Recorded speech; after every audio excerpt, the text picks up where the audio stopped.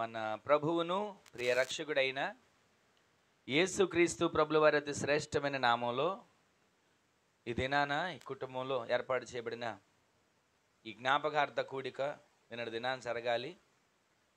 ఈ కుటుంబంలో జరుగుతున్న ఈ కూడికలో పాల్పంపులు పొందిన మీ అందరికీ హృదయపూర్వకమైన వందనాలు.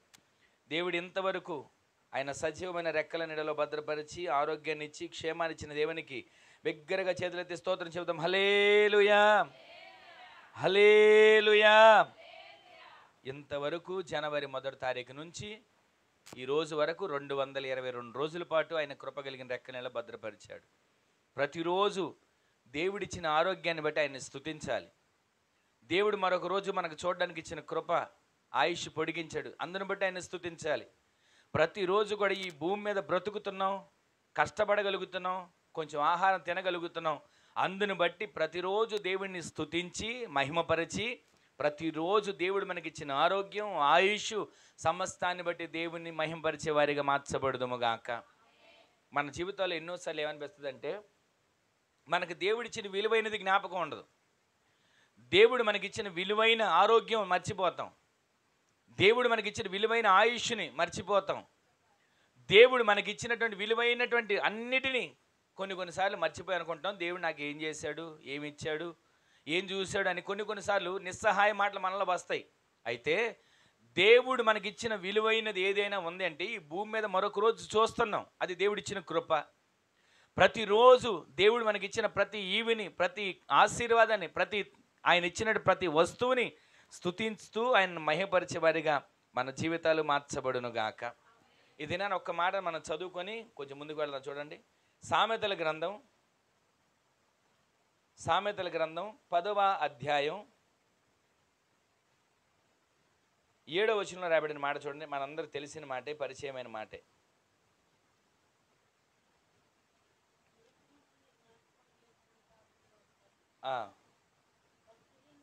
నీతిమంతుని జ్ఞాపకము చేసుకొనుట ఆశీర్వాదము.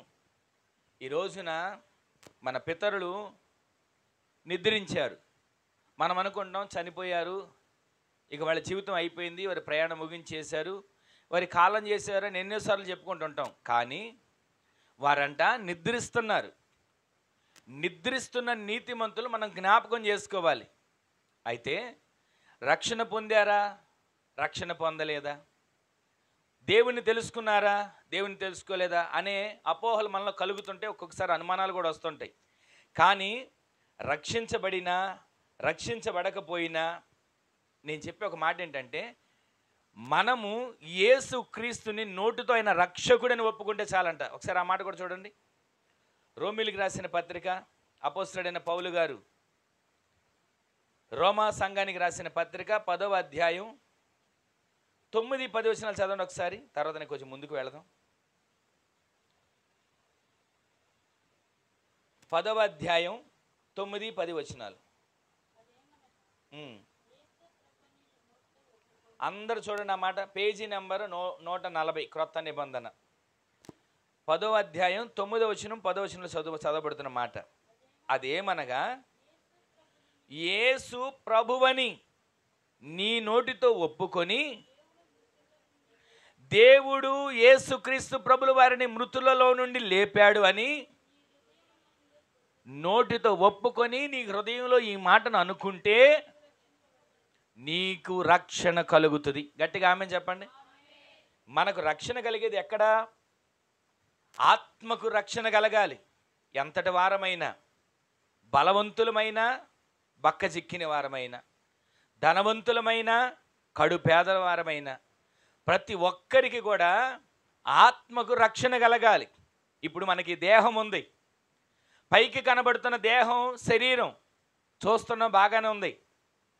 ఈ దేహం శుభ్రంగా కనబడుతుంది. ఈ దేహం అందమైన రూపంగాను, అలంకరించబడిన రూపంగాను, మేకప్ వేసిన రూపంగాను, లేదా మంచి వస్త్రాలు కట్టిన రూపంగాను ఈ దేహం కనబడుతుంది. కానీ పసిపిల్లవాని దేహం ఎలా ఉంటుంది? చక్కగా నిగనిగలాడుతూ ఉంటుంది. కొంత దినానికి యవ్వన వయసు వచ్చిన తర్వాత బలంతో నింపబడతాం. తర్వాత ఇంకా కొంతకాలం గడిచిపోయిన తర్వాత వృద్ధాప్యం వస్తుంది. వృద్ధాప్యం వచ్చినప్పుడు ఏమవుతుంది? ఒకప్పుడు నున్నగా నిగనిగలాడిన దేహం, ఒకప్పుడు చక్కటి బలంతో నింపబడిన ఈ దేహం, ఒక వయసు వచ్చేసరికి ఈ దేహం ఎలా మార్చబడుతుందో తెలుసా? ముడతలు పడిపోయి ఇక ఓపిక నశించిన దేహంగా మార్చబడుతుంది. అయితే ఈ దేహం ఈ విధంగా మార్చబడుతుంది కదా, అలాగే మనము కూడా ప్రతిరోజు ఈ దేహంలో ఉంటున్నాం. ఎన్ని సంవత్సరాలు ఉంటామో తెలియదు, ఎంతకాలం ఉంటామో తెలియదు, ఎంతకాలం జీవిస్తామో తెలియదు.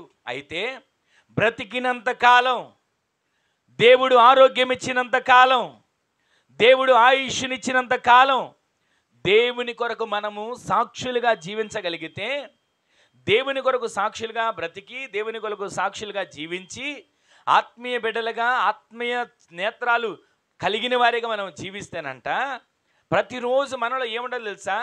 యేసు క్రీస్తు ప్రభువని మనము నోటితో ఒప్పుకోవాలి. ఒప్పుకుంటే మనకు రక్షణ కలుగుతుంది. ఇప్పుడు 10వ వచనం చదవండి. 10వ అధ్యాయం 10వ వచనం. ఎలయనగా నీతి కలుగునట్లు మనిషి హృదయాల్లో విశ్వసించాలి, రక్షణ కలుగునట్లు నోటితో నీవు ఒప్పుకోవాలి. ఏం ఒప్పుకోవాలి? యేసుక్రీస్తు ప్రభువని నోటితో ఒప్పుకోవాలి, ఆయన రక్షకుడని నోటితో ఒప్పుకోవాలి. మనం అనుకుంటాం, అయ్యో రక్షణ పొందకుండా చనిపోయాడండి అంటే, రక్షణ పొందుకోకుండా చనిపోవడం నేరం, పాపం అని అంటే, ఒక్క మాట నేను మీకు జ్ఞాపకం చేస్తా. రక్షణ పొందితే నిత్యత్వానికి వెళతాం, రక్షణ పొందితే దేవుని రాజ్యంలో అడుగు పెడతాం. అయితే కొంతమందికి కొన్నిసార్లు రక్షణ పొందడానికి అవకాశం ఉండదు. ఏ బలహీనత వచ్చినప్పుడు దేవుడు నన్ను బాగు చేస్తే రక్షించబడతానని ఒప్పుకునే వాళ్ళు ఉంటారు, తీర్మానం చేసుకునే వాళ్ళు ఉంటారు. వాళ్లకు గురించి నేను చెప్తున్నా. ఇష్టం వచ్చినట్లుగా ప్రతి దినము ఆరోగ్యం ఇచ్చినప్పుడు ఆరోగ్యాన్ని ఇష్టం వచ్చినట్లుగా బ్రతికి, దినములన్నీ కూడా ఇష్టానుసారంగా జీవించి చివరిలో వస్తుందండి పశ్చాత్తాపం. అదే నేను చెప్పేది. యేసు ప్రభు కూడా దేవుడే కదా అని ఒప్పుకుంటారు, ఇక వాళ్ళకి రక్షణ పొందడానికి అవకాశం ఉండదు. వాళ్ళంట నీతిమంతులుగా మార్చబడతారు, న్యాయ తీర్పులోకి వస్తారు. అక్కడ దేవుడు వారిని పరీక్షిస్తాడు. వాళ్ళ మనస్సును, వాళ్ళ అంతరంగాన్ని, వాళ్ళు చేసిన ప్రతి క్రమాన్ని దేవుడు జ్ఞాపకం చేసుకుంటాడు. ఈ రోజున నేను చెప్పొచ్చు ఒక చిన్న మాట ఏంటంటే, మనము యేసు ప్రభు దేవుడని ఒప్పుకుంటున్నామా? యేసు క్రీస్తు ప్రభు రక్షకుడని ఒప్పుకుంటున్నామా? ఆయన ద్వారానే మోక్షం ఉందని, ఆయన ద్వారానే నిత్యత్వం ఉందని, ఆయన ద్వారానే యుగ యుగాలు దేవునిలో మనం జీవిస్తామని ఒప్పుకోగలుగుతున్నామా? ఆత్మ సంబంధంగా జీవించగలిగితే, మూలవాక్యాలు చదివాం కదా, నీతిమంతులను జ్ఞాపకము చేసుకొనుట ఆశీర్వాదం. ఆ నీతిమంతులు ఎవరు? నీతిమంతులుగా ఎలా తీర్చబడతారు? వాళ్ళని జ్ఞాపకం చేసుకుంటే మనకు ఆశీర్వాదం ఏంటి? చనిపోయారు కదా, మృతుల లోకానికి వెళ్ళిపోయారు కదా, పాతాళంలోకి వెళ్ళిపోయారు కదా, వాళ్ళని జ్ఞాపకం చేసుకుంటే మనకు నీతి ఎలా కలుగుతుంది? అసలు వాళ్ళు నీతిమంతులుగా ఎలా మార్చబడతారు అనే ప్రశ్న మనకి రావాలి. ప్రతిరోజు కూడా ఆత్మీయ జీవితంలో బ్రతుకుతున్న మనం నీతిమంతులను జ్ఞాపకం చేసుకుంటే మనకు ఆశీర్వాదం. ఏమండి, ఆశీర్వాదం రావాలంటే దాన ధర్మాలు చేస్తే ఆశీర్వాదం రాదా? ఏమండి, ఆశీర్వాదం రావాలంటే ఎవరికొకరికి ఒక సహాయం చేస్తే నాకు ఆశీర్వాదం రాదా? ఆశీర్వాదం రావాలంటే నేను ఎక్కడ కూడా ఎదుటివారిది ఆశించుకోకుండా నేను కష్టపడింది నేను బ్రతుకుతా ఉంటే ఆశీర్వాదం రాదా? ఇది కూడా ఆశీర్వాదమే. అయితే ఈ ఆశీర్వాదాలన్నిటికంటే మరొక ఆశీర్వాదం దేవుడు పెట్టాడు. ఈ ఆశీర్వాదాలన్నిటికంటే విలువైన ఆశీర్వాదం దేవుడు దాచిపెట్టాడు. ఆ ఆశీర్వాదం ఏంటో తెలుసా? నీతిమంతులను మనము జ్ఞాపకము చేసుకొనుటే, గట్టిగా చెప్పండి, ఆశీర్వాదం. ఆ ఆశీర్వాదం ఎప్పుడు కలుగుతుంది, ఎలా కలుగుతుంది అంటే, యేసు క్రీస్తు ప్రభువని నోటితో ఒప్పుకున్నవారు రక్షించబడలేదు. యేసుక్రీస్తు ప్రభుల వారు సిలువలో ఉన్నారండి. సిలువలో ఉన్నప్పుడు కూడా సువార్తను ప్రకటిస్తున్నారు. ఆ సువార్త ప్రకటించేటప్పుడు ఈ పక్కన ఒక దొంగ, సిలువలో చెప్పండి, ఈ పక్కన ఒక దొంగ ఉన్నారా? ఆ దొంగలిద్దరూ రక్షించబడ్డారా? రక్షించబడలేదా? రక్షించబడలేదు కదా అని చెప్పి ఇదే మాట అంట ఒక విశ్వాసి ఒక శాకుని అడిగాడంట, అయ్యా రక్షించబడితేనే మోక్షం ఉంటుందా? అవునయ్యా, రక్షించబడితేనే మోక్షం ఉంటుంది. బాప్తిసం పొందితేనే నిత్యత్వంలోకి వెళ్తామా? అవునయ్యా, బాప్తిసం పొందితేనే నిత్యత్వానికి వెళ్తాం. సరే, యేసుక్రీస్తు ప్రభుల వారి పక్కన ఇద్దరు దొంగలు ఉన్నారని నేను విన్నాను కదా. ఆ ఇద్దరు దొంగల్లో ఒక దొంగ బాప్తిసం పొందాడా? మరి నాతో కూడా పరదేశంలో ఉంటామని అన్నాడు కదా. బాప్తిసం పొందకుండా ఎలా రక్షించబడతాడు అని అంటే, ఈ చిక్కు ప్రశ్న ఎప్పుడో తెలుసా? ఇక అతను సిలువ మీద నుంచి దిగి వచ్చే అవకాశం లేదు. రక్షించబడడానికి మార్గం లేదు. సిలువ మీద చంపడానికి ఎక్కించారు. కొన్ని క్షణాల్లో వాళ్ళని చంపేస్తారు. ఇక వాళ్ళ జీవితం అంతమైపోతుంది. కానీ ఆ ఇద్దరిలో కూడా ఒక వ్యక్తి అంటున్నాడు, అయ్యా నీ రాజ్యం వచ్చినప్పుడు నన్ను జ్ఞాపకం చేసుకో. ఆ వ్యక్తికి అర్థమైంది, యేసుక్రీస్తు ప్రభుల వారికి ఒక రాజ్యం ఉంది. అది నీతిమంతులు ప్రవేశించే రాజ్యం. నీతిమంతులే అక్కడ నివాసం ఉండే రాజ్యం. ఆ రాజ్యములో నేను కూడా అడుగు పెట్టాలని ఆశపడ్డాడు. ఇంకొక వ్యక్తి ఉన్నాడు, అయ్యా నీవు దేవుడివే అయితే శిలువ మీద నుంచి దిగు, నీవు దేవుడివే అయితే నిన్ను నీవు రక్షించుకో, నన్ను కూడా రక్షించు అని అడుగుతున్నాడు. ఈరోజు నీ మాటలు వింటున్న మన జీవితంలో ఎన్నిసార్లు దేవుని సందులో రక్షణ భాగ్యాన్ని మనము చేతబట్టుకొని కృతజ్ఞతాస్తుతులు చెల్లిస్తూ ఆయన గుమ్మంలో కనబడాలని ఆశపడుతున్నాం. మనం రక్షించబడ్డాం. మన బిడ్డలు రక్షించబడుతున్నారా? మనం రక్షించబడ్డాం. మన కుటుంబం రక్షించబడుతుందా? ఇప్పుడు ఆపద మొక్కులుగా రక్షించబడ్డాం అని ఒప్పుకోవడం సరిపోదు. ప్రతిరోజు కూడా ఆయన సందులో రక్షణను పొందుకొని సిద్ధపాటు కలిగిన వారిగా మనల్ని తీర్చిదిద్దబడే గుంపులో దేవుడు చేర్చునుగాక. సిద్ధపాటు మనలో ఉండాలి. ఒక ఊరు వెళ్ళాలంటే ప్రయాణానికి సిద్ధపడతామే, ఒక పనికి వెళ్ళాలంటే ఆ పని కొరకు సిద్ధపడతామే, పిల్లల్ని స్కూలుకు పంపించాలంటే ఆ స్కూలు కొరకు పిల్లల్ని సిద్ధపరుస్తామే. ప్రతిదానికి సిద్ధపాటు ఉంది. ఆహారం తినడానికి సిద్ధపాటు ఉంది, భోజనం చేయడానికి సిద్ధపాటు ఉంది, పడుకోవడానికి సిద్ధపాటు ఉంది, పనికి వెళ్ళడానికి సిద్ధపాటు ఉంది, అన్నిటికీ సిద్ధపాటు ఉంది. 10 రోజులు ఏదైనా ఒక ఊరు వెళ్ళాలంటే సిద్ధపడతామే. ఏమేం కావాలో, ఎన్ని వస్తువులు కావాలో, ఎన్ని బట్టలు కావాలో, ఎంత ఆహారం కావాలో అన్ని సిద్ధపరచుకుంటున్నామే. మరి రక్షణ పొందుకుని రాకడ కొరకు సిద్ధపరచబడుతున్నామా? ప్రతిరోజు దేవునిలో నేను ఐక్యపరచబడాలని సిద్ధపడుతున్నామా? నీతిమంతుల జాబితాలో నా పేరు సిద్ధపరచబడాలని సిద్ధపరచుకుంటున్నామా? ప్రతిరోజు కూడా ఆత్మ సంబంధమైన వ్యక్తులుగా నేను ఎదగాలి, బలమైన వ్యక్తులుగా నేను మార్చబడాలి, దేవుని రక్తం చేత కడగబడి దేవుని సొత్తుగా మార్చబడిన జనాంగంగా నేను మార్చబడాలని మనం సిద్ధపరచబడగలుగుతున్నామా? ఈరోజు నేను చెప్పే ఒకే ఒక మాట ఏంటంటే, నీతిమంతులను జ్ఞాపకము చేసుకొనుట ఆశీర్వాదం అని అంటున్నాడు కదా. ఆ నీతిమంతులు ఎవరు అంటే, రక్షణతో సిద్ధపడిన వారు నీతిమంతులుగా తీర్చబడుతున్నారు. ఆమేన్ చెప్పండి. ఇంకొక మాట ఇక్కడ మనం చదివిన రోమాపత్రికలో ఉన్న మాట ఏంటంటే, యేసుక్రీస్తు ప్రభువని ఎవరైతే నోటితో ఒప్పుకుంటున్నారో వారికి రక్షణ భాగ్యాన్ని దేవుడు ఇస్తున్నాడండి. ఎప్పుడు ఒప్పుకుంటారు? కొంతమంది ఉంటారు కదా, భయంకరమైన పరిస్థితులు వస్తాయి, ఇక చివరి దశలో ఉంటారు, చనిపోయే పరిస్థితి వస్తుంది, అప్పుడు ఒప్పుకుంటారు, అయ్యా నీవు కూడా దేవుడివే కదా, నీవు కూడా క్రీస్తువే కదా, నన్ను బ్రతికించవని ఒప్పుకున్నారు కదా ఆయన దేవుడని. అందుని బట్టి ఆయన ఏం చేస్తాడు తెలుసా? రక్షణ భాగ్యం ఇవ్వడం అంటే పరదైసులో ఉంచుతాడు. ప్రజలందరూ ఒక చోట భద్రపరచబడ్డారు. పాత నిబంధన గ్రంథంలో రక్షణ లేదుగా. పాత నిబంధన గ్రంథం అంతా కూడా బలులు అర్పించి, పొట్టేళ్లను అర్పించి, జంతువులను దహన బలి మీద అర్పించి మాకు విడుదల కలిగింది, విమోచన కలిగింది అనుకున్నారు. అయితే ఈ పాత నిబంధన భక్తులందరూ కూడా ఎక్కడ ఎదురు చూస్తున్నారు తెలుసా? పరదైసులో ఎదురు చూస్తున్నారు. ఆ పరదైసులో ఉన్న వారందరి దగ్గరికి యేసుక్రీస్తు ప్రభుల వారు సిలువలో మరణించిన తర్వాత, సమాధి చేయబడిన తర్వాత 3 దినాలు ఆ సమాధిలో ఉన్నాడు అని అనుకుంటున్నారు కదా. ఆయన ఆత్మ ఎక్కడికి వెళ్ళిందో తెలుసా? పరదైసుకు వెళ్ళి పాత నిబంధన భక్తులందరికీ రక్షణను కలుగు చేశాడు. ఆమేన్ చెప్పండి. ఆ రక్షణ కలుగు చేశాడు కదా, ఇక అంతటితో వాళ్ళకి విడుదల వచ్చింది, విమోచన వచ్చింది అనుకుంటాకి లేదు. మనమందరం కూడా కలిసి, మనమందరం కూడా మేఘాల మీద ఎత్తబడినప్పుడు వారికి కూడా విడుదల వస్తుంది. మనమే ముందుగా దేవుని సంధికి వెళ్తాం. దేవుని సందులో యుగ యుగాలు ఆయనతో ఉండేవారిగా మార్చబడుతున్నాం. తర్వాత పాత నిబంధనల భక్తులకు చెరనుగా విడుదల కలుగు చేసి నిత్యత్వానికి ఆయన నడిపించబోతున్నాడు. ఆమేన్ చెప్పండి. ఈరోజు నీ మాటలు వింటున్న మన జీవితంలో నీతిమంతులను జ్ఞాపకము చేసుకొనుట ఆశీర్వాదం. ఇదే మూలవాక్యం మీరు మనసులో పెట్టుకోండి. నీతిమంతులను జ్ఞాపకం చేసుకునే ఆశీర్వాదం.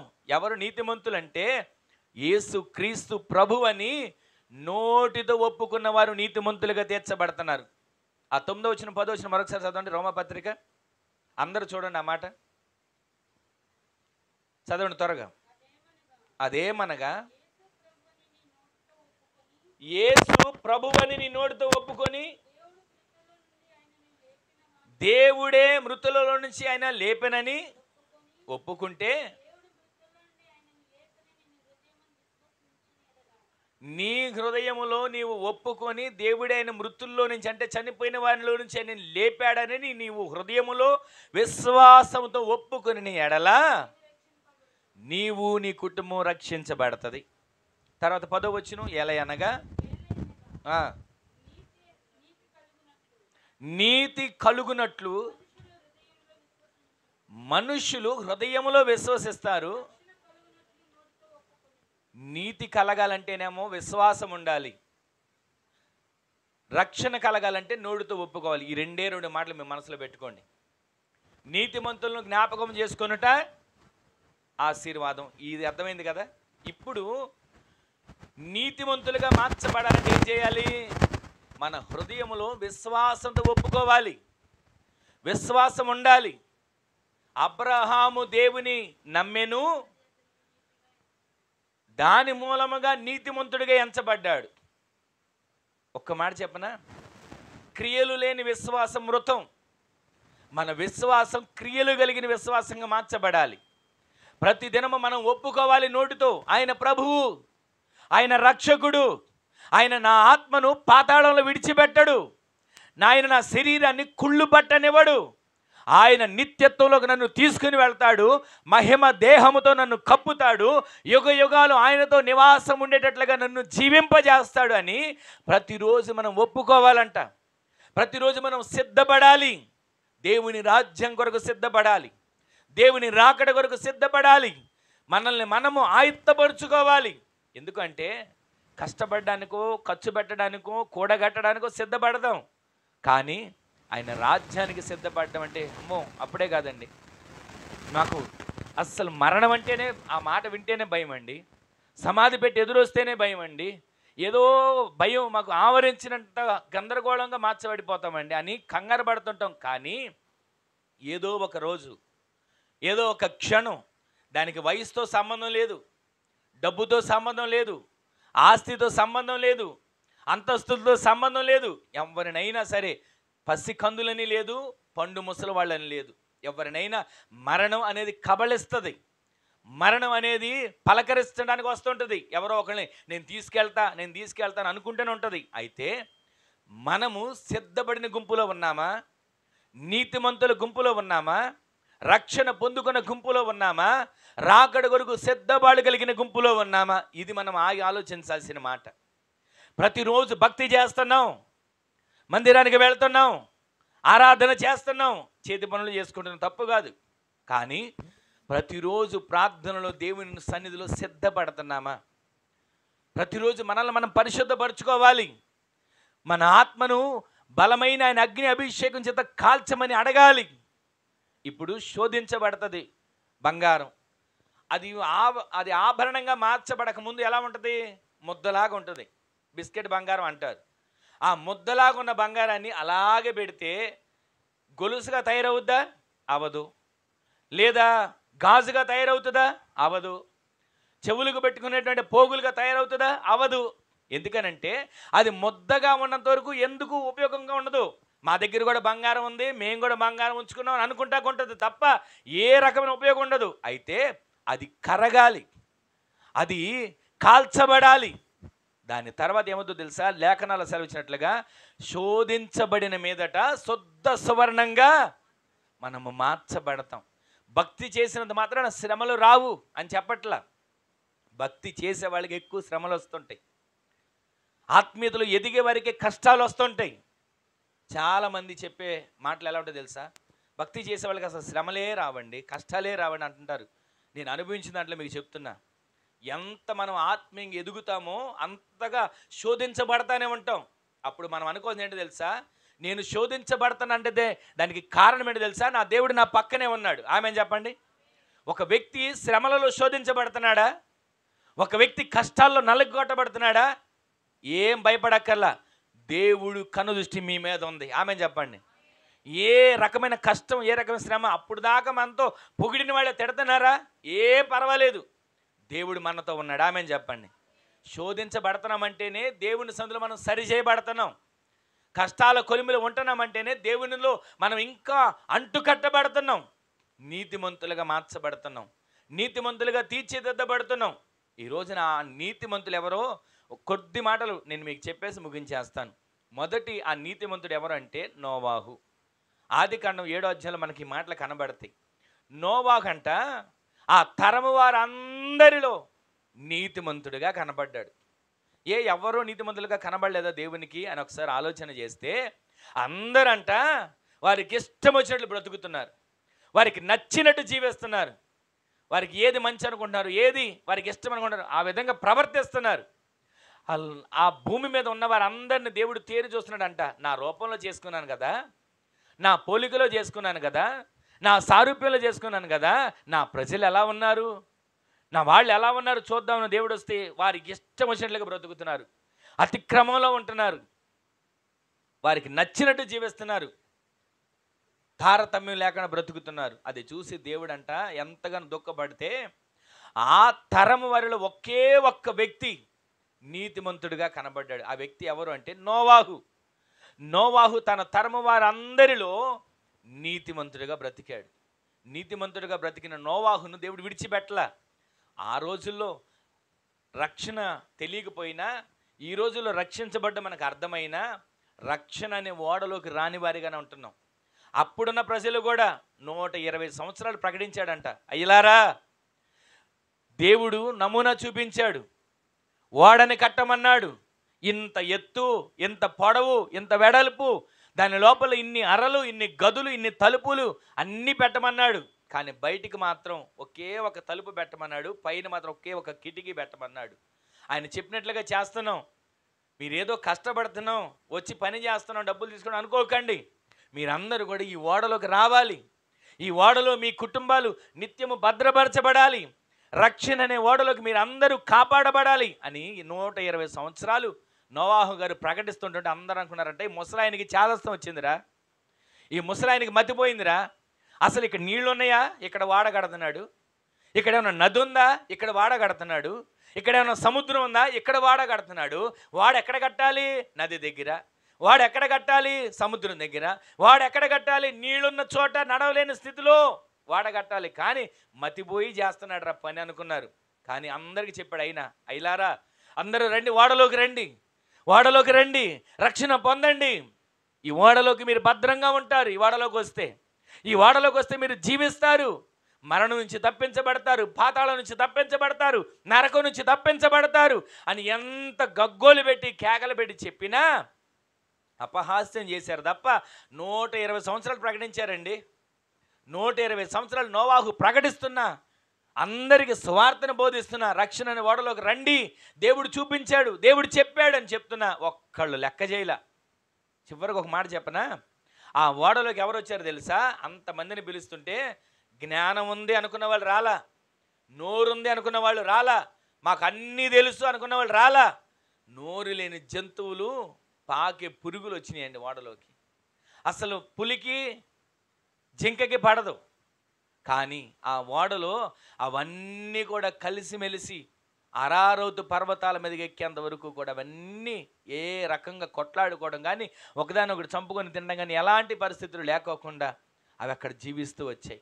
ఈ రోజున ఈ మాటలు వింటున్న మన జీవితంలో మనమందరం ఎలాంటి వారమైనా, నా మనసు వేరు మీ మనసు వేరైనా, నా ఆలోచనలు వేరు మీ ఆలోచనలు వేరైనా, మనందరి ఆలోచనలు ఎలా ఉండాలి తెలుసా? ఒకే ఆత్మ నడిపింపులో వచ్చిన, ఒకే ఆత్మ తలంపుగా మార్చబడి, ఆయన పోలికలో, ఆయన రూపంలో అమర్చబడే వారిగా మన జీవితాలు మార్చబడునుగాక. మనందరి గమ్యస్థానం ఏంటో తెలుసా? నిత్యత్వం. మనందరి చివరి ప్రయాణం ఎక్కడో తెలుసా? ఆయన పరలోక రాజ్యం. దీనికోసమే మనం సిద్ధపడాలి. అందుకే రక్షణ, అందుకే నీతిమంతులుగా మార్చబడాలి.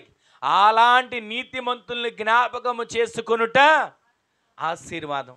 రెండో వ్యక్తిని మీకు జ్ఞాపకం చేస్తే అబ్రహామును దేవుడు జ్ఞాపకం చేసుకొని పిలిస్తే ఆయన అనుకున్నాడు, ఎందుకు వచ్చిన బాధలు, ఎందుకు వచ్చిన కష్టాలే, ఆయనతో ఉంటే మనకి సరిపోదు, అసలు ఎవరో తెలియని దేవుని దగ్గరికి ఏం వెళ్తాం అని అనుకోకుండా ఆయన చూపించే దేశానికి ప్రయాణం అయిపోయాడు. 11వ అధ్యాయం హెబ్రీ పత్రికలో మనకు కనబడుతుంది విశ్వాస వీరుల పట్టిక. ఎవరెవరు నీతిమంతులు ఉన్నారో, నీతిమంతులు ఉన్నవారు ఎలా కొనిపోయారో, నీతిమంతులు ఉన్నవారు ఎలా దేవుని రాజ్యం కొరకు సిద్ధపడ్డారో, ఆ విశ్వాస వీరుల పట్టిక 11వ అధ్యాయం అంతా కనబడుతుంది. కొంతమంది అంట విడుదల పొందనొల్లక యాతన పడ్డానికి ఇష్టపడ్డారంట. ఎందుకో తెలుసా? మరీ శ్రేష్టమైన పునరుద్ధానం మేము పొందాలి. ఆమె చెప్పండి. మామూలు పునరుద్ధానం కాదు, శ్రేష్టమైన పునరుద్ధానం కాదు, ఇంకా మరీ శ్రేష్టమైన పునరుద్ధానం మేము పొందాలని యాతన పెట్టబడ్డారంట. రంపాలతో కొయ్యబడ్డారంట, నరక యాతన పెట్టబడ్డారంట. ఇక్కడ మేము చిత్రహింసలు పడుతున్నాం అయినా పర్వాలేదు, ఇక్కడ మేము రాళ్లతో కొట్టబడుతున్నాం అయినా పర్వాలేదు, ఇక్కడ మేము అవమానాలు పాలవుతున్నాం అయినా పర్వాలేదు. ఎందుకో తెలుసా? మేము నీతిమంతులుగా మార్చబడాలి. ఆమె చెప్పండి. మరి శ్రేష్టమైన పునరుద్ధాన వరసలు మేము చేర్చబడాలి. ఆమె చెప్పండి. ఆ విధంగా మన ఆత్మీయ జీవితాలు మార్చబడేట్లు దేవుడు సహాయం చేయను గాక. ఈ రోజున నీతిమంతులను జ్ఞాపకము చేసుకొనుట ఆశీర్వాదం. ఆ నీతిమంతులకు మనం మార్చబడాలంటే నోటితో యేసుక్రీస్తు ప్రభువని ఒప్పుకోవాలి, మనస్సులో విశ్వసించాలి. దాని ద్వారా మనం నీతిమంతులుగా మార్చబడతాం, ఆయన రాజ్యంలో మనం కనబడతాం. ఆ నీతిమంతులుగా ఉన్నవారు అబ్రహాం అయినా, ఆ నీతిమంతులుగా ఉన్నవారు నోవాహు అయినా, ఆ నీతిమంతులుగా ఉన్న ఇంకొక వ్యక్తి ఎవరో తెలుసా? హనోక్ అంట దేవునితో నడవడం మొదలుపెట్టాడు, దేవునితో నడవటం ప్రారంభించాడు. అలా నడిచిన హనోకు ఏం చేశాడో తెలుసా? నడుస్తూ నడుస్తూ నడుస్తూ ఎక్కడికి వెళ్ళిపోయాడు?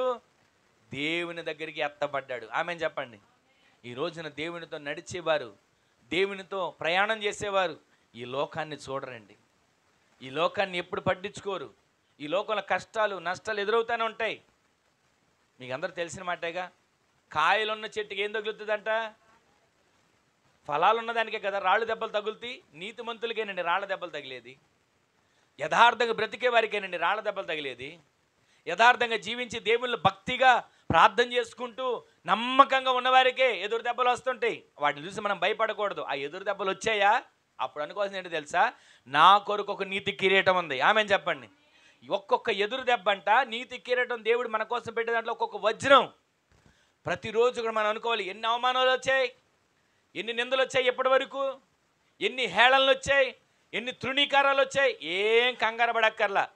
ఎన్ని తృణీకారాలు వచ్చాయో, ఎన్ని నిందలు వచ్చాయో, ఎన్ని అవమానాలు వచ్చాయో, ఎన్ని హింసలు వచ్చాయో అవన్నీ కూడా వజ్రాల్లో దేవుడు నీకు పెట్టబోయే కిరీటంలో అవన్నీ కూడా పొదగబడును గాక. ఆ వజ్రాలను చూసి ఒక్కొక్కళ్ళు అంట అనుకుంటారంట, ఇదేంటి నీకు ఇన్ని వజ్రాలు వచ్చాయి? నాకు కిరీటం అయితే ఉంది కానీ వజ్రాలు లేవు, కిరీటం అయితే ఉంది కానీ వజ్రాలు కనబడట్లా అంటే అప్పుడు దేవుడు చెప్తాడంట. దేవుడి దగ్గరికి వెళ్ళి ఇద్దరు వ్యక్తులు ఇలాగ దేవుని రాజ్యంలోకి వెళ్ళిన తర్వాత ఆ కిరీటాలు అందరికీ పెట్టారంట. నాకు కూడా కిరీటం వచ్చింది, నాకు కూడా కిరీటం వచ్చింది సంబరపడతా అందరూ చూసుకుంటున్నారంట. తీరా చూసుకుంటే ఒక వ్యక్తికి అసలు కిరీటం ఒక్క వజ్రం కూడా లేదంట. ఒక్క వజ్రం కూడా లేదేంటి, ఇదేంటి ఈ వ్యక్తికి ఇంత మొత్తం వజ్రాలు అల్లికి చేయబడ్డాయి, పొదిగింపబడ్డాయని చెప్పి దేవుని దగ్గరికి వచ్చి అడుగుతున్నాడంట. అయ్యా నీ తత్వానికి వచ్చాను బాగానే ఉంది, కిరీటం పెట్టావు సంబరంగానే ఉంది, కానీ ఇదేంటి ఇతని కిరీటం నిండా వజ్రాలు ఉన్నాయి, నా కిరీటంలో ఒక్క వజ్రం కూడా లేదేంటి అయ్యా అని అడిగితే, ఏ రోజైనా ఇంత శ్రమ పడ్డావు దేవుని కోసం, ఏ రోజైనా ఇంత కష్టపడ్డావా దేవుని పని కోసం, ఏ రోజైనా పరిచర్య కోసం ఏదైనా నువ్వు చేసావా, ఏదైనా ఇదిగో పరిచర్య కోసం అవమానం పాల్పడ్డావా, ఇదిగో దేవుని పని చేస్తున్నామని ఎవరితోనైనా వీళ్ళకి ఎప్పుడు పని పడలేదండి, ఇదే వాళ్ళు ప్రార్థన అంటుంటారు అని నింద ఎప్పుడైనా పడ్డావా? ఇవన్నీ నీకు ఏం అవసరం లేదు. ఎంతసేపు నా ఇంట్లో నేనున్నా, నా పని నేను చేసుకున్నా, నా తెచ్చుకున్నది నేను తిన్నా, నేను హాయిగా పడుకున్నా, ఇంతటితోనే నీ జీవితం చేసుకుంటూ వచ్చావు కదా, దేనికి నీకు కిరీటం వస్తుంది? కిరీటం అయితే వచ్చింది, ఆ దానిలో వజ్రాలు ఎందుకు పొదిగించబడలేకపోయాయి తెలుసా? దేవుని కొరకు ఒక్క నిందైనా అనుభవించావా? దేవుని కొరకు ఒక్క కష్టమైన అనుభవించావా? ఇదిగో ఇలా ప్రార్థన పెడుతున్నారంటే ఆ ప్రార్థన కోసం అనేకుల్ని పోగు చేయగలిగిన వ్యక్తిగానైనా ఉన్నావా? దేవుని సందులో పోరాడగలిగిన, ప్రార్థించగలిగిన, నశించిపోతున్న ఆత్మల కొరకు, ఈ ప్రాంత రక్షణ కొరకు, యవనస్తుల క్షేమం కొరకు, ఈ ప్రాంతం అంతా కూడా కాపాడబడాలని ఏ రోజైనా కష్టపడుతూ ప్రార్థించావా? అందుకే కిరీటం ఉంది కానీ వజ్రాలు లేకుండా పోయినాయి. ఆ వ్యక్తి ప్రతిరోజు కూడా దేవుని కోసం నిందలు అనుభవించాడు.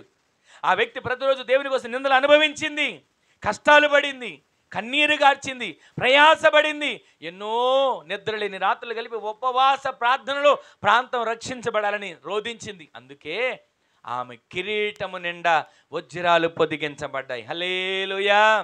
ఈ రోజున మనకు కిరీటాలు కాదు ముఖ్యం, కిరీటాల్లో ఉన్న వజ్రాల చేత నింపబడేటువంటి కృప మనము పొందుకుందుముగాక. దేవుని కొరకు ప్రయాసపడుదుముగాక, దేవుని సువార్త కొరకు ప్రయాసపడుదుముగాక, ఆయన పరిచర్య కొరకు కష్టపడుదుముగాక. అలాంటి గుంపులో మనముంటే నీతిమంతులుగా మార్చబడతాం. నీతిమంతులుగా నోవాహు మార్చబడ్డాడు, నీతిమంతులుగా అబ్రహాము మార్చబడ్డాడు. ఇంకొక వ్యక్తిని నేను చూపించి ముగించేస్తా. నీతిమంతులుగా ఉన్న ఒక వ్యక్తి ఎవరో తెలుసా? యోసేపు. యోసేపు తన తండ్రి దగ్గర అన్నల దగ్గర బ్రతికినంత కాలం ఏ కష్టం తెలియలా, ఏ రకమైనటువంటి బాధ తెలియలా. తండ్రి ఏదో పూట ఆహారం పెడుతున్న దాన్ని తింటున్నాడు, బ్రతుకుతున్నాడు. తండ్రి అంట ఆ యోసేపు అనే చిన్న బిడ్డను చూసి ప్రేమించి ఆ బిడ్డకు ఒక చక్కటి అంగీని కుట్టించాలని చెప్పి మంచి అంగీని కుట్టించాడు. విచిత్రమైన నిలువుట అంగీని. అది అన్నలు చూసి కుళ్ళిపోతున్నారు, అసూయ పడుతున్నారు. ఇదేంటి, మేము ఎంత కష్టపడుతున్నాం, మందని మేపుతున్నాం, గొర్రెలను కాస్తున్నాం, మాకు ఏనాడు చక్కటి మంచి వస్త్రాలు కూడా ఇచ్చినట్టుగా కనబడలేదే, వీడికేంటి ఒక చక్కటి నిలువుటంగిని విచిత్రమైన దాన్ని గుర్తించాడని తమ్ముడి మీద ద్వేషాన్ని పెంచుకున్నారు. ఆ పరిస్థితుల్లో యోసేపుని ఎలాగైనా సరే తండ్రికి దూరం చేయాలి లేదా చంపేయాలి అనే ఆలోచన కలిగి ఉంటే దేవుడు యోసేపును జ్ఞాపకం చేసుకున్నాడు. అన్నలు నీళ్లు లేని గోతులు పడేసిన, బానిసలుగా ఐగుప్తు దేశానికి అమ్మేసిన, అక్కడ ఒక ఇంట్లో పనివాడిగా చేరి అక్కడ పని చేస్తున్నా, చెయ్యని నేరానికి నిందొచ్చి మీద పడినా, చెయ్యని నేరానికి వెళ్ళి చెరసాల్లో పడినా, ఎందుకు వచ్చిన అవమానాలు, ఎందుకు వచ్చిన నిందలు? దేవుని నమ్ముకున్నందుక, నీతిగా బ్రతికినందుక, యథార్థంగా జీవించినందుక నాకెందుకు ఇన్ని కష్టాలు అని ఎప్పుడు యోసేపు అనుకోలే. దేవుని కోసం శ్రమ, నింద, అవమానం, కష్టాలు, కన్నీళ్ళు అనుభవిస్తానే వచ్చాడు. కల వచ్చింది, దర్శనం వచ్చింది. కానీ 13 సంవత్సరాల తర్వాత ఆ దర్శనం నెరవేర్చబడి యోసేపు ఐగుప్తు దేశమంతటి మీద అధికారిగా నిలబడ్డాడు. హల్లెలూయా. పాపం ప్రేరేపించింది, చేయరాని నేరానికి ఆలోచన తెలియజేసింది. కానీ దేవుని దృష్టిలో యోసేపు ఎలా ఉన్నాడు తెలుసా? ఇక్కడ మనం ఇద్దరమే ఉన్నాం అనుకుంటున్నాం, కానీ నా దేవుడు నాతో కూడా ఉన్నాడు. ఆమెను చెప్పండి. నీతిమంతుడు ఎప్పుడు కూడా దేవుని ఆలోచనతో నడిపించబడతాడు. నీతిమంతుడు ఎప్పుడు కూడా దేవుడు చూస్తున్నాడనే భయముతో జీవిస్తాడు. అట్టి కృప దేవుడు మనకు దయచేయునుగాక. నీతిమంతులుగా జీవిస్తే, నీతిమంతులుగా బ్రతికితే సింహాసనం మీదకి ఎక్కిన యోసేపు ఈ రోజున మనం నీతిమంతులుగా జీవిస్తే ఆయనతో కూడా యుగ యుగాలు ఏలే సింహాసనం మీద దేవుడు మనల్ని కూర్చుండబెట్టునుగాక. దానిలో ఆయన భేదాలు చూపించడు. నీతిమంతులుగా ఎవరైతే జీవించారో, యథార్థవంతులుగా ఎవరైతే బ్రతికారో వారందరి జీవితాల్లో దేవుడు ఆశ్చర్యమైన కార్యాలు జరిగించునుగాక. ఇద్దరు వ్యక్తుల చరిత్ర నేను చెప్పేసి ముగించేస్తాను. ఆ ఇద్దరు ఎవరంటే, ఒక వ్యక్తి ఏమో ధనవంతుడు, ఒక వ్యక్తి చెప్పండి, ఇంకొక వ్యక్తి ఎవరు? లాజరు అనేటువంటి పేదవాడు, దరిద్రుడు. వీరిద్దరంట ఒక దినాన ఓదారంగు బట్టలు వేసుకుని ధనవంతుడు ఉన్నాడు. ఊపిరాడనంత తిండి తింటూ ఆ ధనవంతుడు బ్రతుకుతున్నాడు. అయితే ఎంత ఆస్తి ఉన్నా, ఎంత రంగు బట్టలు వేసుకున్నా, ఎంతటి హోదాలో ఉన్నా అతను అనుకుంటున్నాడంట, కొట్లు నిండా ధాన్యం ఉంది, ఇంటి నిండా సమృద్ధి ఉంది, చేతి నిండా పనులు ఉన్నారు, ఇంకా నాకేంటి కొదువా? నా ప్రాణమా తిను, నా ప్రాణమా తాగు, నా ప్రాణమా ఇకే బాధ లేదు, సుఖించు అని అనుకున్నాడు అంటండి. అనుకోగానే తెల్లవారేసరికి ఏమైందో తెలుసా? తన ప్రాణం పోయింది. పోయి మృతుల లోకానికి వెళ్ళిపోయాడు. ఒక్క మాట చెప్తే అందరూ వినండి. ఇక్కడ మనం మోషే గారు చెప్పినట్లుగా అధిక బలమున్న ఏడల 80 సంవత్సరాలు బతుకుతామేమో అని రాశాడు. ఇక్కడ మనిషి ఆయుష్ అంట 70 సంవత్సరాలు, లేదా అధిక బలం ఉంటే 80 సంవత్సరాలు. తర్వాత మరొక చోట మనం కళ్ళు తెరుస్తాం. యుగ యుగాలు అక్కడ ఉండాలి. దానికోసమే మన ప్రయాస, దానికోసమే మన భక్తి, దానికోసమే మన గమ్యం, దానికోసమే మన పోరాటం. లేదండి ఏదో నేను సంపాదించాలి, మిద్దె మీద మిద్దె కట్టాలి, పెళ్లి మీద పెళ్లి చేయాలి, సంపాదన మీద సంపాదించాలని దానికోసం కాదు మన ప్రయాస. మన ప్రయాస ఏంటో తెలుసా?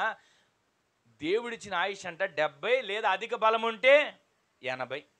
ఇంకా ఒకవేళ బలం ఉందనుకోండి, ఒక 100 వేసుకోండి బైబిల్ మించి. మోషే గారు కూడా 120 సంవత్సరాలు బ్రతికాడు కదా, 100 వేసుకోండి. ఈ 100 సంవత్సరాలు బ్రతికినా అంట వాటి వైభవం ఎలా ఉంటుందో తెలుసా? ఆయాసం, దుఃఖం. ప్రతిరోజు మనం ఈ శరీరంలో ఆత్మ ఉందని, ఈ శరీరంలో ప్రాణం ఉందని, ఈ శరీరంలో జీవిస్తుందని ఎప్పుడైనా గ్రహిస్తున్నామా? దేవుని లేఖనాలు సెలవిస్తాయి ఏంటో తెలుసా? దేవుడు మనకు ఊపిరినిచ్చి, జీవవాయువునిచ్చి, ప్రాణాన్ని పెట్టాడు. ఆత్మ దీపాన్ని వెలిగించాడు. ఈ ఆత్మ ఒక దినాన దేవుని సన్నిధానానికి చేర్చబడుతుంది. అయితే ఈ శరీరం మట్టితో చేశాడు కనుక మట్టిలో కలిసిపోతుంది. మట్టిలో కలిసిపోయి ఈ శరీరం, క్షయమైపోయే ఈ శరీరం, ముడతలు పడిపోయే ఈ శరీరం, రోగాలమయమైన ఈ శరీరం ఒక దినాన్ని మట్టిలో కలిసిపోతే ఆత్మ దేవుని దగ్గరికి చేర్చబడుతుంది. ఆ దేవుని దగ్గరికి చేర్చబడే ఆత్మ నిత్య విశ్రాంతిలోకి వెళ్తుందా, నిత్య నరకంలోకి వెళ్తుందా? ఇది మనం ఆలోచించాల్సిన విషయం. నీతిమంతులుగా మనం తీర్చబడితే నిత్యత్వంలోకి వెళతాం. నీతిమంతులుగా కాకుండా దేవునికి వ్యతిరేకులుగా కానీ, దేవునికి నచ్చని వారిగా కానీ, దేవునికి అయిష్టులుగా కానీ ఒకవేళ జీవిస్తే అక్కడ కూడా నిత్యం ఉంది. అదేంటో తెలుసా? నిత్య నరకం. అంటే అగ్ని ఆరదు, పురుగు చావదు. నిత్య నరకం కోరుకుందామా, నిత్య జీవం కోరుకుందామా? ప్రతిరోజు కూడా నిత్య జీవంలో మనం అడుగు పెట్టుదుము గాక. ఆ నిత్య జీవంలో అడుగు పెట్టాలంటే మనం ఎలా ఉండాలి? నీతిమంతులుగా మార్చబడాలి. యేసుక్రీస్తు ప్రభువని నోటితో ఒప్పుకోవాలి, స్వరక్షకునిగా ఆయనను అంగీకరించాలి, విశ్వాసముతో ఆయనను వేడుకోవాలి. అప్పుడు మనం నీతిమంతులుగా మార్చబడతాం. అప్పుడే నీతిమంతులను జ్ఞాపకము చేసుకొనుట ఆశీర్వాదం. ఇంతవరకు నీతిమంతులను వింటూ వచ్చాం కదా. నోవాహు నీతిమంతుడని, అబ్రహాము నీతిమంతుడని, యోసేపు నీతిమంతుడు వింటూ వచ్చాం. ఇవన్నీ మనకు తెలిసిన మాటలే. ఇక్కడ ఇద్దరు వ్యక్తులు ఈ జీవితం ముగించుకొని, తను ముగించుకొని మరొక చోటకి వెళ్ళారు. ఆ సందర్భాన్ని మనం చూస్తున్నాం. వారు ఎవరంటే, ఒక వ్యక్తి ఏమో ధనవంతుడు. అతను అనుకున్నాడు, నాకు అంతా ఉంది, ఊదా రంగు బట్టలు వేసుకుంటున్నా, ఊపిరి ఆడనంత తిండి తింటున్నా, అన్నీ నా దగ్గర చేయడానికి పనోళ్ళు ఉన్నారు, తీసుకురావడానికి అందరూ ఉన్నారు అని అనుకుంటుండగా ప్రాణంతో చెప్తున్నాడు, నా ప్రాణమా, ఇక నాకు ఏం కష్టమేముంది, పనేముంది, పాటేముంది, చేసి పెట్టేవాళ్ళు ఉన్నారు, తెచ్చి పెట్టేవాళ్ళు ఉన్నారు, వండి పెట్టేవాళ్ళు ఉన్నారు, వడ్డించి పెట్టేవాళ్ళు ఉన్నారు, అన్నీ ఉన్నాయి, ఇక నువ్వు తిను, తాగు, సుఖించు అనుకున్నాడంట. ఆ రాత్రే దేవుడు అతను ప్రాణం అడిగాడు. అతను ఇక్కడ అనుకున్నాడు, ఇక్కడ తప్ప మరొకటి లేదు, ఇక్కడే జీవితం, ఇదే జీవితం, ఇదే 100 ఏళ్ల జీవితం అని అనుకున్నాడు. కానీ ఇక్కడ తను ముగించిన తర్వాత మరొక చోట కళ్ళు తెరుస్తున్నాడు. కళ్ళు తెరిస్తే ఆ కళ్ళు తెరిచిన చోట అంట అరుపులు వినపడుతున్నాయి. అయ్యో కాలిపోతున్నాం, కాలిపోతున్నాం, కాలిపోతున్నాం అని ఆ అరుపులు వింటూ కంగారు పడుతున్నాడంట. ఇదేంటి, ఎక్కడికి వచ్చే నేను, ఎలాంటి స్థితిలో ఉన్నా నేను అని ఒకసారి కళ్ళు తెరిచి చూస్తేనంట నిత్య అగ్నిలో ఆ ఊపిరాడనంత తిండి తిన్న వ్యక్తి కాలిపోతున్నాడు. ఒక్కసారి తన పరిస్థితిని చూసి అల్లాడిపోతున్నాడంట. నా పనులు ఏమైపోయారు, నా ఊదా రంగు బట్టలు ఏమైపోయినాయి, నేను వేసుకున్న కడియలు ఏమైపోయినాయి, నేను పెట్టుకున్న కిరీటాలు ఏమైపోయినాయి, నేను వేసుకున్న గొలుసులు ఏమైపోయినాయి, నేను తిన్న తిండి ఏమైపోయింది అని ఒక్కసారి చూసుకుంటూ కేకలు పెడుతూ, ఇదేంటి ఇక్కడికి వచ్చానని చెప్పి ఇక కాలిపోతుంటే కేకలు పెడుతున్నాడు అతను కూడా. ఇక ఆ పరిస్థితుల్లో దాహం వేస్తుందంట, గొంతు ఎండిపోతుంది, దాహం దాహం అని అరుస్తున్నాడు. కానీ ఒక్కళ్ళు పట్టించుకునే వాళ్ళు లేరు, ఈయన మాట ఒక్కళ్ళకి వినబడట్లా. అంతగా తన పరిస్థితి మార్చబడిపోయింది. ఇంతకాలం జీవించినంతకాలం ఏ రోజు దేవుణ్ణి తెలుసుకున్నవాడు కాడు, జీవించినంతకాలం ఏ రోజు దేవుని సన్నిధిలో ప్రార్థించినవాడు కాడు. దేవుడు అన్నీ ఇచ్చి, ఆరోగ్యం ఇచ్చి, ఆయుష్నిచ్చి, ధనమిచ్చి, పిల్లల్నిచ్చి, ఒక కుటుంబాన్ని ఇచ్చి, అంతటిని దేవుడు సమకూర్చినప్పుడు ఏ రోజు దేవుని సన్నిధికి వెళ్ళిన వాడు కాడు. అక్కడికి వెళ్ళిపోయిన తర్వాత ప్రార్థన చేస్తున్నాడంట.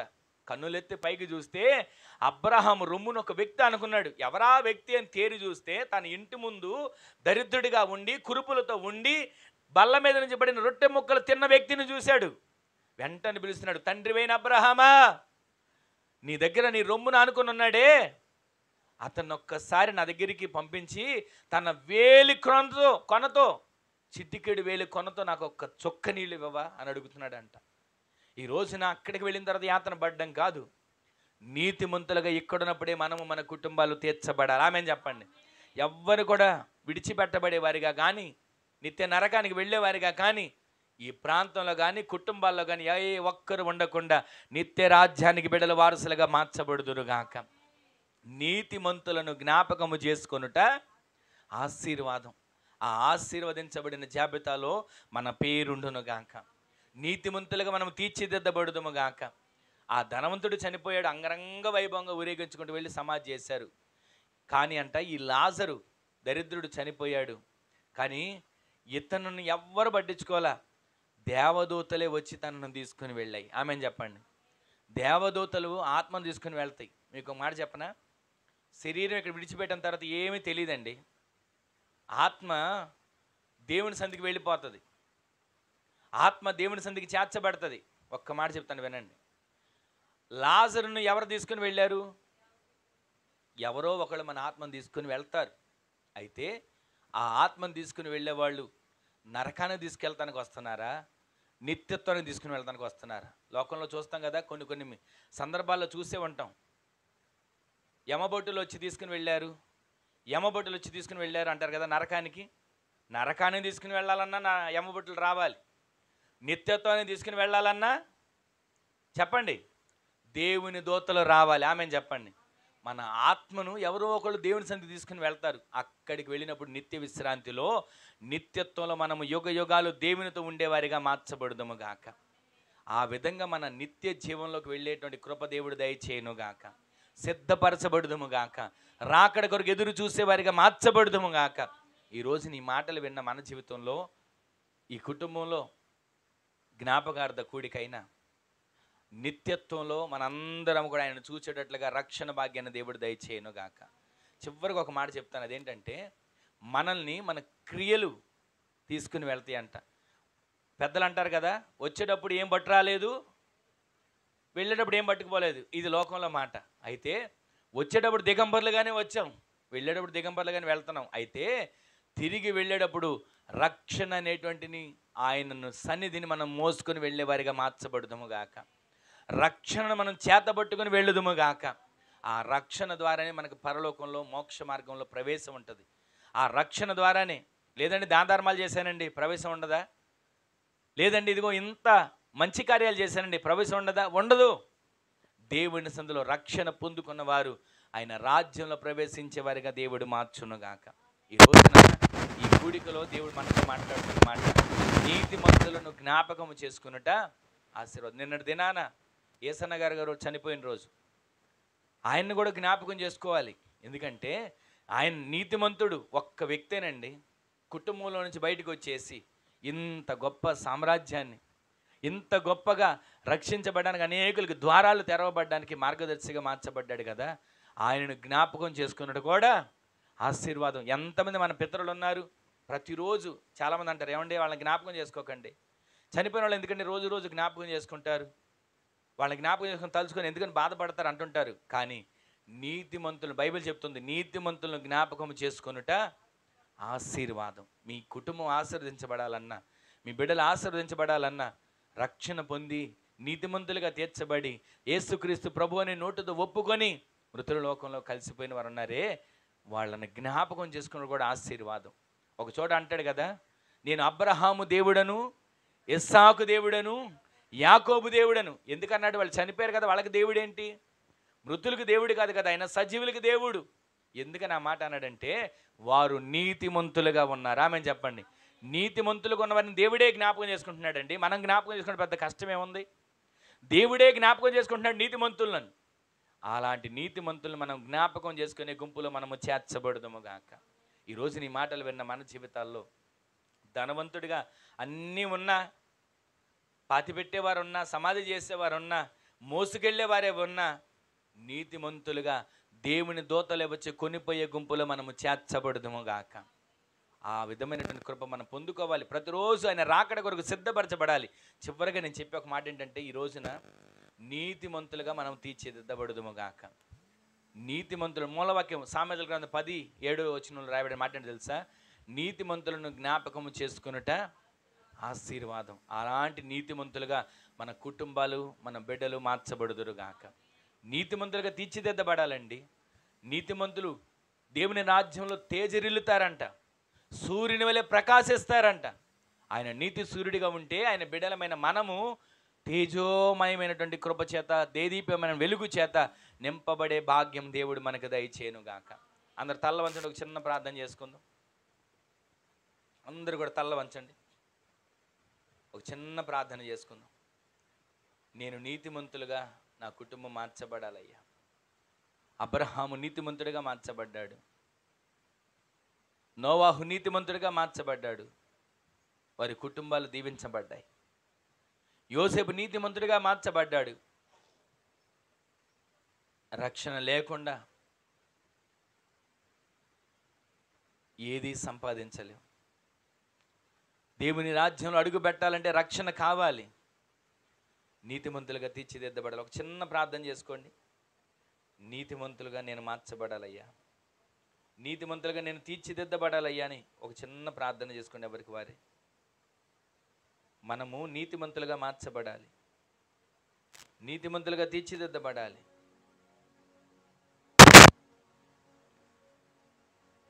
ఒక క్షణం ఒక చిన్న ప్రార్థన చేసుకోండి.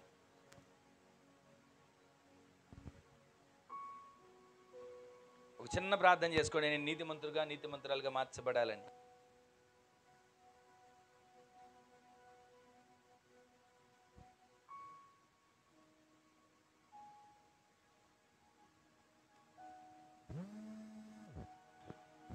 పరిశుద్ధుడా, జీవాధిపతి, గొప్ప దేవుడా, ఎంతైనా నమ్మదగిన దేవుడవు, చాలిన సరిపోయిన వాడవు.